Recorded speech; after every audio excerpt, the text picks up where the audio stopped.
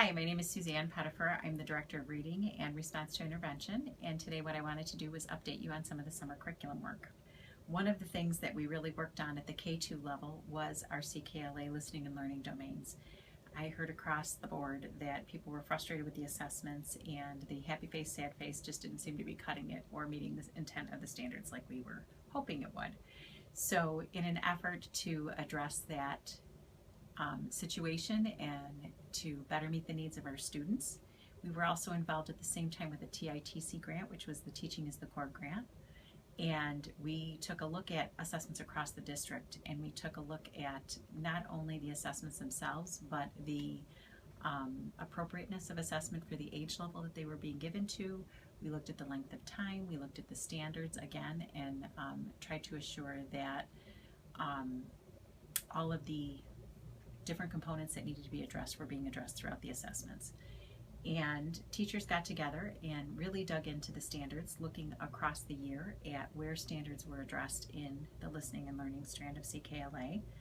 They did a great deal of work with the Teaching is the Core standards and looking at how to review assessments and the components of a good assessment, knowing that it's attached to a standard, having student choice, having students involved in reflecting on their work, having students have opportunity to go back and address some of the concerns maybe that peers gave them feedback or teachers gave them feedback about, and then giving them an opportunity to go back and make modifications to their initial attempts at assessments. So all of these were components of the TITC grant, and many of the teachers who really dug in and did this work with us felt that it was really difficult. We had initially scheduled 3 sessions, and we ended up going to 8 sessions for the work to be done. And as you're going to see, we have not addressed all of the domains in CKLA, but we have addressed several, and the work that we have done has been vetted. And I think that's an important component. We've done it centrally, and we've made sure that what we've done is quality. It's not teachers going off on their own and just creating new assessments based on what they feel is appropriate, but we've really taken care to vet it in many different ways with experts. Giselle was one of our mentors with the TITC grant, and she was able to come and sit with teachers and really talk through the process that they used to create the assessments, and then there were rubrics that we used to evaluate our own assessments that we created. So a great deal of time and energy and thought has gone into creating these assessments.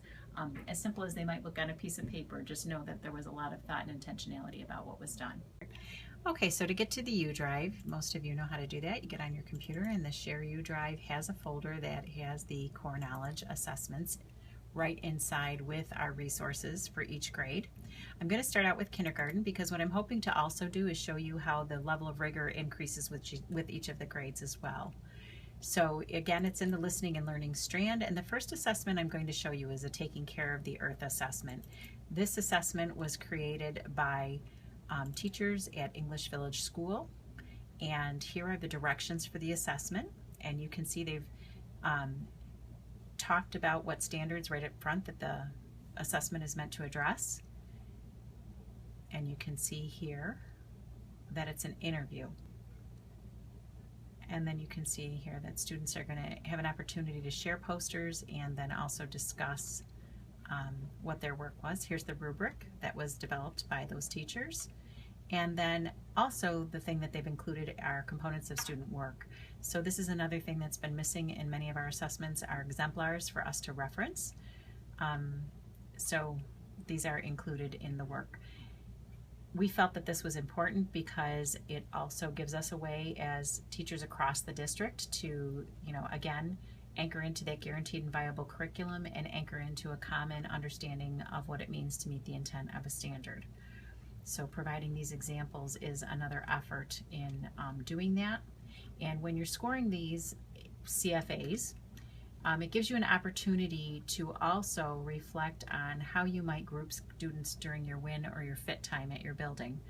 It is just another data point that we can use now instead of it just being a piece of paper with happy faces on it. So if I go back into first grade now, and one of the assessments that they created at grade 1 was for human body. A little bit different. In this one, they're going to be creating a poster, and this one does not have examples because the students were not able to take this assessment prior to the end of the school year. But again, the importance of starting with the standards and really understanding what standards are being addressed. Many times in our listening and learning strands, there is an assumption that we are meeting reading literacy standards, and really the students aren't doing a great deal of reading in the listening and learning. They are listening. So many of the standards that really are being assessed are those speaking and listening, which are critical to kids demonstrating their understanding. So those standards are right up front. We have, again, the important components of what is expected for the students and then how the students will be sharing out. That accountability piece and really understanding who their audience is also helps students engage, and is another part of best practices that the TITC grant encouraged. Teachers were also encouraged to take anecdotal notes, and a lot of our assessments too that we're creating now are also allowing for students to again give that reflection and have partners, peers give reflection for them as well. So there's some back and forth, and then there's an opportunity also typically in most of the assessments to have the students go back and possibly fix anything, misunderstandings, and clear up any misconceptions that they conveyed. So you can see this one is a little bit more in depth. The kids are going to be doing some writing, and they're going to be creating a poster for the human body. The other component to all of this is we've also tried to increase the amount of writing. Writing has been a concern in the CKLA program overall, and these assessments are an attempt to address some of those writing concerns. So going into grade 2, the listening and learning assessment I want to show you is on immigration.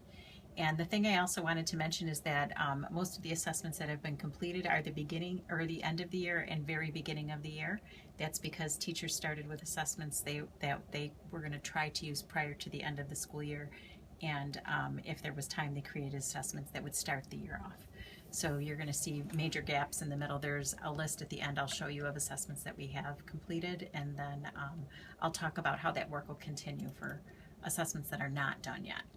So the immigration assessments are very nice because what you're going to start to see is the puzzle pieces in one component of the assessment have been revamped to make sure standards are addressed, and questions were added to each of the puzzle pieces for that understanding to be captured of what was learned in the lesson. The other thing I like about this assessment that was created is that there's an integration right here of social studies. So again, we are trying to integrate and pull out the social studies when we can from our domains. As you look at the second grade assessment, again, it's towards the end of the year, so kids are getting ready to gear up for third grade. You're going to see that students are having to read a passage, and they are also going to have to pull reasons from the passage to back up their thinking. So again, this is collecting evidence from what they have read. And in most of listening and learning, what they're doing is not reading, but again, they're listening and practicing that skill prior to having to do it themselves. Again, you're going to notice there's an increase in writing. And here's how they're being graded on the assessment. The rubric is right there, very clear to the kids and to the teachers. And the students in this assessment were given the rubric ahead of time so that they would know ahead of time what the expectation was. Another part of the TITC grant is making the standard for assessment very aware to the students so that they are very clear on what the expectation is for themselves, and so that they can tell themselves if they have met that level of standard or not, and if there's more work that needs to be done, what that should look like. So as we look at these puzzle pieces, it's a hands-on way to have the kids not only do, again, more writing, but also to have them work to put pieces together to show their learning at the end. So one other thing I want to show you on the U Drive that we've gathered for you are the CKLA circles, and what I have done is just put a little plug on here for the collegial circles so you can see what dates are the collegial circles, and that's the name that you would look for on MLP to be a part of this work continuing, moving forward. And then these are also the domains that have already had assessments created for them that have been vetted and that are up on the U Drive. More assessments will be coming. There are some that have been in the works. They're just not completed yet, or we haven't had time to vet them completely yet, so they are not on the U Drive for use. But that work will continue during our collegial circles, and we are very excited to have other people join us in this work. I think what the teachers found is that the more the work is completed by them, the more that they have a better understanding of what the standards are and how they can be addressed within the CKLA domains. I'm going to pull up for you another document that might be very helpful that was shared by the teachers at Holmes Road. They did a standard alignment for each of the domains. So when you go into your nursery rhyme domain that you're starting with, there's an unpacking of that domain. And at Holmes Road, what they were able to do is they were able to create these documents that talked about what the standards were that were addressed in that domain and what the implications for the lessons should be, and talking about the different pausing points and the opportunities here for assessment. It talks about how the standard is addressed in each of the lessons, and in the domains themselves there is a great deal of questioning that goes on. What they took the time to do was really go through and see what questions were really addressing the standards.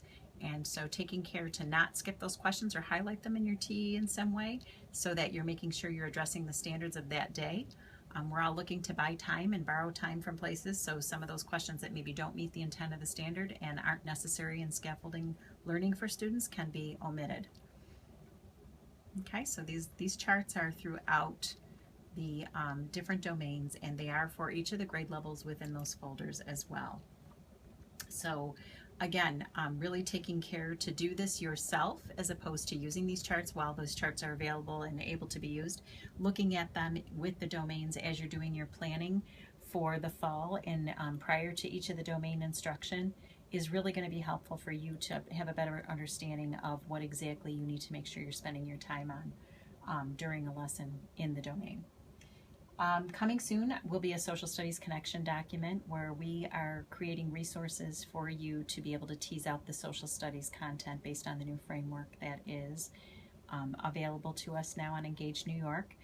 Some of that work has been done at a state level, and we have taken it just to that next level and taken it and looked at it with the light of the domains that we have available to us and where can we tease out some of the social studies more easily, and also considering those other components of your day. So what we are trying to do is create a document that makes it a little bit easier for you to consider where those pieces might be. You might be using dojos in your classroom. That might be a way that you can understand economy because kids are earning things.